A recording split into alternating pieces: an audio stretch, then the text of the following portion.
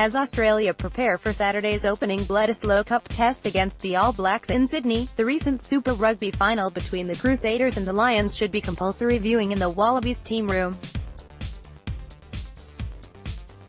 The Crusaders' 37-18 win in Christchurch 2 weeks ago might just have shown the Wallabies what to do, and what not to do, against the New Zealand national side.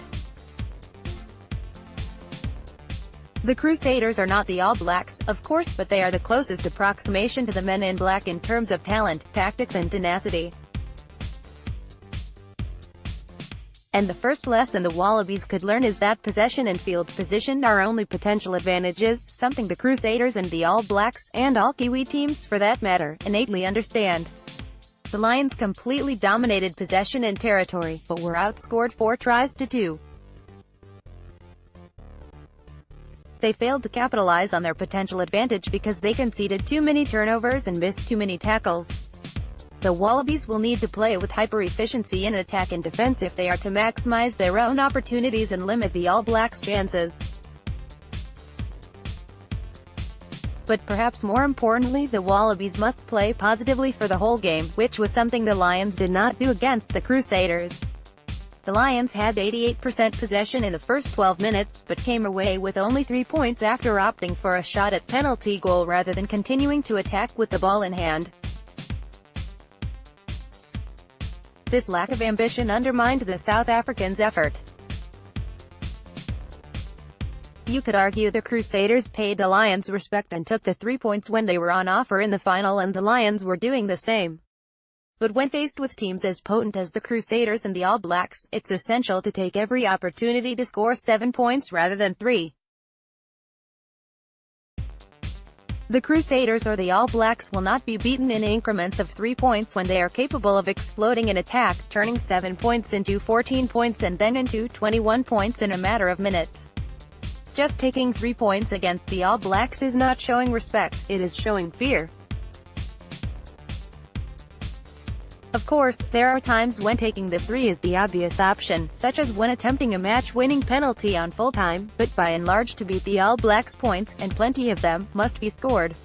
Facebook, Twitter, Pinterest. Scott Barrett of the Crusaders scores of try during the Super Rugby final. Photographed Phil Walter, Getty Images. The Wallabies must also be super disciplined with their kicking and general play. The Lions started with a good intent, but for whatever reason playmaker Elton Jantjies began to kick the ball away, and this was punished severely by the Crusaders. The best example came with Crusaders fullback David Havillah's try in the 34th minute. Richie Mo'unga caught an aimless kick by Jantjies and launched a blistering counterattack to set up Havillah's try.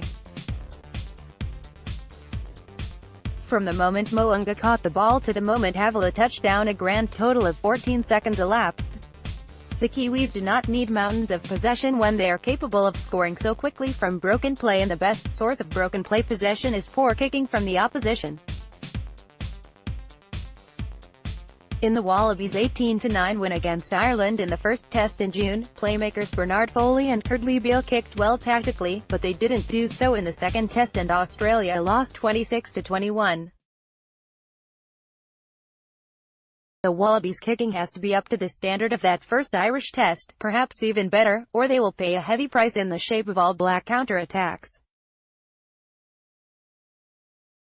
The Crusaders also demonstrated 2 classic Kiwi characteristics against the Lions: the ability to turn an opponent's strength into a weakness and the art of surprise.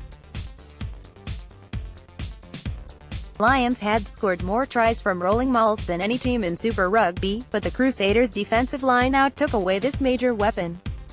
There was some debate about whether the Crusaders defended the rolling maul legally, but they got the benefit of the doubt and kept doing it. The Kiwis will always do what you do not expect them to do. When Crusaders center Ryan Crotty was sin-binned in the 65th minute, the Lions would have expected the undermanned Kiwis to slow down the play until he returned. Instead, lock Scott Barrett scored in the 70th minute after the Crusaders took a kick line out and increased the tempo of the game, catching the Lions unawares. The try extended the Crusaders' lead to 19 points, which meant the Lions had to score 3 converted tries in less than 10 minutes to win. It was a devilishly clever bit of thinking. If the Wallabies are to upset the All Blacks, they must be positive, efficient and vigilant at all times. Anything less and they will suffer the same fate as the Lions. But in their efforts to avoid going down that road, it's not too late to watch a replay of the game 2 weeks ago and maybe, just maybe, discover the key to success.